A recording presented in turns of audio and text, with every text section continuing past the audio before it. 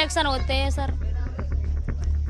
दवाई भी लेके आए थे, खुजली उजली भी होती है, परेशानी तो होती है, जलन वलन भी होती है बाथरूम में। हमारा कहने का मतलब है कि नया मतलब अच्छा वो आना चाहिए नैपकिन का। उड़ान योजना में जो भी है पूरी सुविधा होनी चाहिए। और बस 5 बार ही आए हैं, लास्ट 8 तारीख मतलब 8 को 6 महीने में 2024 में आए, उसके बाद कोई नैपकिन नहीं आया। सर हमारे सेंटर पर 7 बार नैपकिन आया, 6/8/2024 को आए लास्ट, जो पीछे नहीं आए सर। हाँ सर बोलते हैं तो ऐसे बोलते हैं भाई आएंगे वो आएंगे, ऐसे टाल देते हैं बात को, पर आ नहीं रहे सर। राजस्थान की पूर्ववर्ती अशोक गहलोत सरकार की ऐसी कई योजनाएं हैं, जैसे कि इंदिरा गांधी रसोई योजना का नाम बदलकर अन्नपूर्णा रसोई योजना कर दिया गया, चिरंजीवी बीमा योजना का नाम बदलकर आयुष्मान मुख्यमंत्री आरोग्य योजना कर दिया गया, और कई ऐसी योजनाएं हैं जैसे कि इंदिरा गांधी स्मार्टफोन योजना और राजीव गांधी युवा मित्र योजना, जिसको पूरी तरह से बंद कर दिया गया।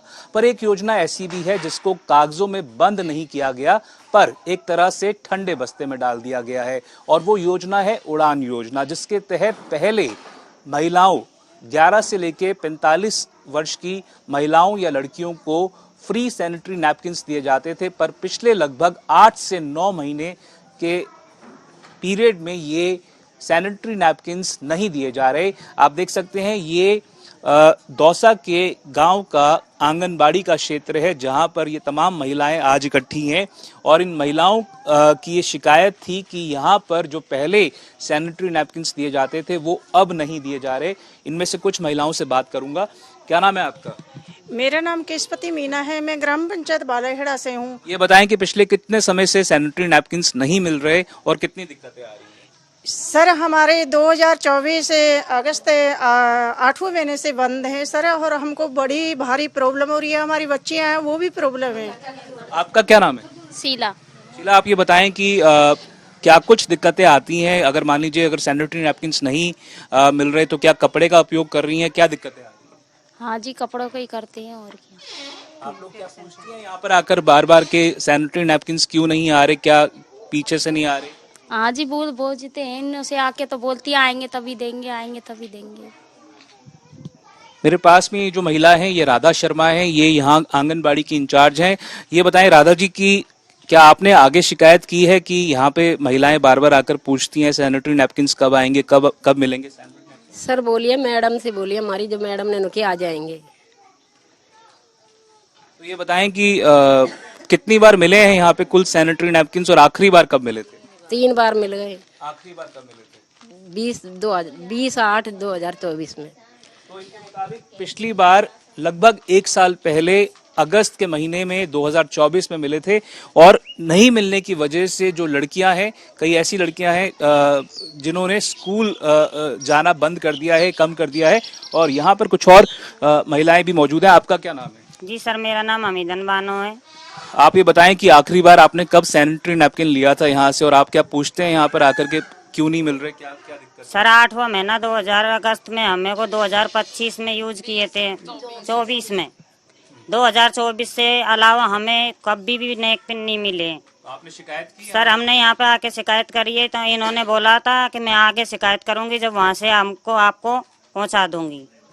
क्या ऐसा भी है कि लड़कियां जो बच्चियां हैं छोटी 11 साल या उससे ऊपर की, उन्होंने स्कूल जाना कम कर दिया है या नहीं जा? हमारी लड़की है, एक तो है 17 साल की, एक 12 साल की है। हमारी लड़की वो स्कूल नहीं जाती है पीरियड आने के बाद में कि हमें तो ये चाहिए। हम यहाँ पे आते हैं शिकायत करने के लिए, तो ये बोलती हैं कि आगे से आएंगे तब मिलेंगे। तो इनके पास में सर, इनके पास में नहीं आ रहे तो हमें ये कहाँ से देगी? ये बताएं क्या क्या दिक्कतें आती हैं? इन्फेक्शन होने का डर रहता है क्या? क्या आप लोगों को लगता है कि ये कम से कम एक ऐसी जो है वो कंटिन्यू की जानी चाहिए थी अशोक गहलोत सरकार की जो योजना है, या फिर उसको सुचारू रूप से चलाया जाना चाहिए? जी सर, ये होनी चाहिए। इनसे हमें परेशानी नहीं आती है, और फिर ये क्या है कि छोटी वाली से काम नहीं चलेगा सर। बड़ी वाली नैपकिन आती है तो वो वाली हमारे पास में आनी चाहिए। तो ये क्या है कि अब हमें नहीं मिलती है तो हमारी बच्ची भी कपड़ा यूज करती है। कपड़ा यूज करने के बाद में उनका इन्फेक्शन हो जाता है, फिर हम डॉक्टर के पास में ले जाते हैं सर। तो हम डॉक्टर को देते हैं कि हमारे बच्चे इनको पेट पालन करते हैं सर। आपका क्या नाम है? आपका नाम क्या है? मीना। थोड़ा ऊंचा बोलिए। बताएं कि आखिरी बार कब यहाँ पे सैनिटरी नैपकिन्स मिले थे, और आप यहाँ पे क्या काम करती हैं? आशा सहयोग नहीं हूँ सर मैं। तो आखिरी बार कब मिले थे? ये जब ही मिला सर, ये अगस्त में 24 में जो स्वाद मनाया है।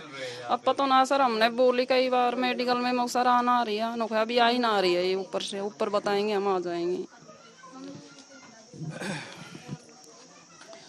राजस्थान सरकार ने ना तो इस योजना को अभी तक बंद किया है, ना ही इसको सुचारू रूप से चला रही है, जबकि भाजपा जो कि वो पार्टी है जिसने सरकार बनाई है, उसके प्रदेश अध्यक्ष का ये कहना था कि ये योजना जो है वो चल रही है, इसको बंद नहीं किया गया है।